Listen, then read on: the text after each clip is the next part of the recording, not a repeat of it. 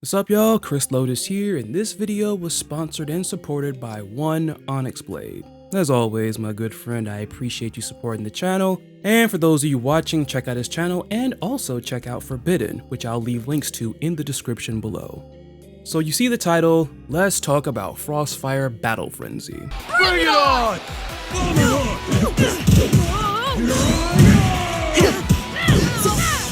Let's keep up the pace. You did it! On you then!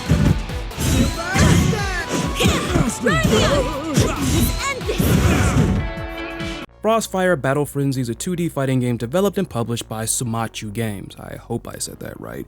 They are an indie video game studio from Malaga, Spain. According to this post from the official Sumachu Games Twitter/XGonGiveItToYou account, by the year 2021, a quote, bunch of nerds have been working on the game for 2 years at that point. So this one has been in the oven for quite some time now. It was first brought to my attention 2 years ago, thanks to the sponsor of this video, Onyx Blade. He had shared the first official gameplay trailer released for FrostFire, and it made quite the impression on me. The trailer starts off introducing the somewhat dystopian setting and storyline wherein humanity has evolved after some unknown pandemic to where there are superpowered people popping up all over the world. It's a cruel world where criminals run rampant and the rich are basically just sitting on their hands. Then there's some heroes looking to fight against this cruel world, and Hey! What the hell is that? Cut that Dark Lord bullshit! Oh, come on, Shadow! This is our first trailer and you've just messed it up! Who cares? Today I'll beat you down! Sarah! well, look at that. A literal fourth wall break, and quite a funny one too. Right off the bat, one thing to take note of is the art style. The resplendent, super flashy, over-the-top anime cartoony style greatly enhances the action therein, and is definitely attention-grabbing. I feel like fighting game fans who are also comic book fans, me being one of them, will fall in love with this game's art style. Another thing I loved about this trailer is how we not only got introduced to a couple of characters, but we also learned a bit about their relationship, thus adding more to what we know about the story already. As we learned later in the trailer, the game was named after the fists of the main protagonist, Shadow. He apparently acquired his 2 new powers after spending some time in what was possibly a laboratory where he was experimented on. With said newfound powers, he's confident that he can finally beat the woman who berated him earlier for his fourth wall break, Sarah. Sarah dismisses Shadow, claiming even with his powers, he's still an idiot and advises him to train more before challenging her, as he apparently begs her for rematches all the time. All in all, Shadow is the foul-mouthed, loud-mouthed, hot-headed brawler who thinks he can punch his problems all away. Kinda reminds me of Knuckles if his jerkish tendencies were cranked up past 1,000,000. Sarah is basically the no-nonsense, logical comrade constantly struggling to get through to Shadow. It's kinda funny how I'm sensing a red Oni, blue Oni relationship here, and yet those 2 colors are basically repped by Shadow. However, it is worth noting that while many character duos follow this trope all the way down to color representation, there are exceptions. So yeah, overall, the trailer definitely intrigued me from the art style to the action and the storyline exposition and character dialogue, and of course, the game's humor. Speaking of said humor, they even used a bit of it to keep me further invested in the game by teasing another character towards the end. So after watching the trailer and some gameplay footage, I was definitely looking forward to a demo or an open beta. Then I found out there was one available via Patreon. Even right now, if you subscribe to the FrostFire Brawler tier or higher, you get access to FrostFire demos, which do get updates roughly monthly from what I'm seeing at least. The version I'm using for this spotlight video is the 0.50 version released on October 1st. The big change with this particular version is that it comes with a single player arcade mode. When it comes to the gameplay, FrostFire is described as one of those simple yet deep fighting games. The controls may remind you of the modern controls you've seen in the likes of Street Fighter 6 and other fighters with similar control types. Despite this, there is depth to the game, such as each character having unique perks and attributes to go along with their different playstyles. The game further enhances its accessibility as it includes one of my favorite things from fighting games from the past couple years, descriptive move lists. So if you're unsure about how certain moves work, there's an explanation right there for you. Other notable mechanics here include parries, which pretty much function like they do in Third Strike, where you tap forward in time to an incoming attack. You have a burst, which is pretty much the designated get off of me universal mechanic, and you can have a maximum up to 2 at a time.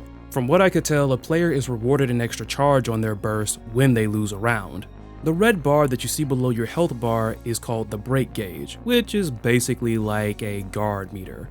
There are also armored attacks in here which kind of remind me of stuff like focus attacks and shatter strike to an extent, and whenever you use one of these armored attacks, it actually runs up your break meter significantly. When the meter gets maxed out and your character starts flashing red, whether it be a super or some type of special attack, your guard will be broken, leaving you open for an attack. And of course, you have supers. 2 different types, now that I think about it. You have those supers that will of course consume the meter that you see below, and then the other supers are as noted above your health bar. Limit breakers. I'm pretty sure the obvious reference is obvious, which by the way, there are so many of them in this game, and it's actually kind of charming when you think about it. But yes, you only have access to your limit breaker when you fall below a certain threshold of health, and you only get 1 use of it per round. So yeah, while you might look at some of the move list and see that they're very simple controls, there is quite some depth to this game when it comes to the gameplay. So in regards to the characters, in this demo build there are 4 playable characters: Shadow, Sarah, Sean, and Emily. Dang, almost had all S's. While I do think all of their designs are pretty cool, I enjoyed their gameplay to vastly different extents. For the record, this is not me saying that a certain character is bad or good. This is just my personal preference and my personal taste when it comes to these characters. I'll start with the one that I enjoyed the least, and that is Emily. Not to be confused with my good friend of the same name. Check out her channel. Also, for the record, I'm just gonna basically give a little summary about each of these characters. This is not gonna be like an in-depth guide or anything, because of course I'm just spotlighting this game for the time being. And for those of you who are new to my indie fighting game spotlight series, I will cover more about these indie fighting games as more stuff comes out, because of course, FrostFire Battle Frenzy is not out yet. However, you can wishlist it on Steam, and once again, if you subscribe to this tier or higher on the official Patreon, you'll get access to these demos. Just a healthy reminder. But anyways, back to Emily. It's kind of funny because there is another character where I've had this same attitude to where cosmetically I wasn't really sold on them, but as I saw them in action, I actually love what I saw. Of course, I'm talking about Uzuki from Under Night 2. Unfortunately, unlike Uzuki, Emily's playstyle didn't really gel with me that much, but there is stuff there to admire. I like the whole gimmick and theme of gothic poetry and classical literature with the names of her attacks. As you can see here, Emily is basically a zoning, setup, and mix-up character who has a lot of tools at her disposal. Honestly, of all the characters in this build, when I played against her when I did the single-player arcade run, she gave me the most trouble. Then you have a character like Sean, who is basically a love letter to, or if not more so, a spoof of gamers.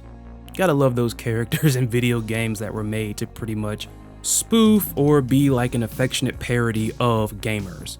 And if you can't tell already, this freaking trailer definitely spells it out. I mean, they include a lot of the typical gamer talk and phrases and his voice lines. You mad at projectile spamming? Too bad, noob. And then of course, as in his moveset, he has a Mega Buster, a Shoryuken, a lightsaber, and then his freaking limit break is literally, as even he says it, not even trying to hide it, he's gonna hit you with his stand. Now I'll finish you with my stand. Oh no no no no no no no no no no no! Here comes the final smash! Again, I just love how charming all these references are. Like, for some people it might be too much or it might be too obvious, but a lot of the stuff does make me laugh. Like, references and even just the dialogue between certain characters. If you haven't caught on to it yet, like, the humor in this game, it's very over the top, it's very goofy, it's very anime, it's very nerdy, and I just love it. It's also kind of interesting seeing that, far as I know, unless I'm mistaken, Sean is not the main protagonist, but he seems to be like the Shoto clone amongst the characters we have here. And I know that Shoto clone move list / button map is always really endearing and relaxing to new players or whatnot, but again, I just kind of find that pretty interesting. Next, we have the character that I enjoy the second most, if you will, and that is Sarah. And those of you that have been watching me for a minute, or those of you watching that know me pretty well are like, yeah, Sarah is a Chris character. Athletic, lean muscle mommy. Jumping a little bit ahead, and obviously process of elimination, you know that Shadow is of course the character I enjoyed the most. Whereas Shadow is more of a straightforward brawler type of rushdown character, Sarah is actually a lot more technical. She has great mobility, she has a projectile that will hold you in place long enough to where she can continue a combo or set you up again should it hit you. Her unique character perk is this counter stance. Like, she is fun, and I would definitely recommend her to anyone who wants something a little bit more technical in this game. If you like making reads, definitely check out Sarah. And yeah, as I mentioned not that long ago, Shadow is the character that I've enjoyed the most in this build so far, which is pretty interesting because usually I don't really enjoy the protagonists of fighting games all that much, but again, straightforward brawler. I love like his animations, and then it's a nice little unique perk where it's like you can either land hits or do this move manually to build up your rage meter, and the higher you get it up, at a maximum of 3, certain moves of his will be enhanced. Like I said earlier, he is super straightforward and honestly a must pick for those of you that love to just go in and just go crazy. Love to go in and go bully when it comes to fighting games, this is your guy. Which, now that I think about it, seeing that he is the main protagonist from what I can tell, that particular type of playstyle definitely gels with a lot of new players who just want to go in and push some buttons and just go crazy. So I can see why this particular character is the protagonist, at least in terms of his playstyle. Now, the last thing I want to talk about in this video is actually something that you will not find in the current demo, but has definitely been hinted at and basically confirmed by Sumachu Games themselves, and that is, of course, the story mode. Now, I've seen 2 things pointing at the inclusion of a full-on immersive story mode. First off, there's this tweet right here, which is previewing the story mode sprites for Sarah. Given the caption on this post and seeing these sprites, it further shows that Sarah is basically the voice of reason that no one seems to listen to. The second thing was on the FrostFire Steam page, which speaks of a story mode in the game's humorous tone. Once again, I just love how they're even pushing the humor past just the game and are using it to market it. Like, you don't see too many other fighting games marketed like this, honestly. I love it. Speaking of this game's humor and seeing how great Sarah's sprites are looking, I anticipate a very entertaining story with this game. I really do. I don't know if they're going to preview that in any demos in the future, or maybe they'll just save it for later. I would hope we get a little something. Like when you do demos, those of you that have been gaming for a long time that remember the demo disc from back in the day, and I mean even still now, you just give us a little bit to where it's like, okay, I want to see the rest of this. And I mean, I feel like they can do it. Very colorful characters, very intriguing, eye-catching design, and even with the modernized controls and gameplay, I actually found myself enjoying the demo quite a lot. If the select screen is anything to go by, we have 4 more characters coming to the game, and seeing the characters that they've already put out, I can only imagine what crazy ideas they have going forward. But yeah, that's basically the long and short of me highlighting FrostFire Battle Frenzy for the time being. As I mentioned earlier, the more information that comes out, whether it be new characters, new mechanics, story mode stuff, whatever it might be, I will definitely be keeping up. But what do you all think of this game so far? Are you interested? Are you not? And have you by chance had an opportunity to try one of the demos? Did you enjoy it? Let me know in the comments. And until next time, I am the Chris Lotus, signing off. You all take care of yourselves. Be safe out there, be cool to each other, and of course, stay hydrated. Ciao.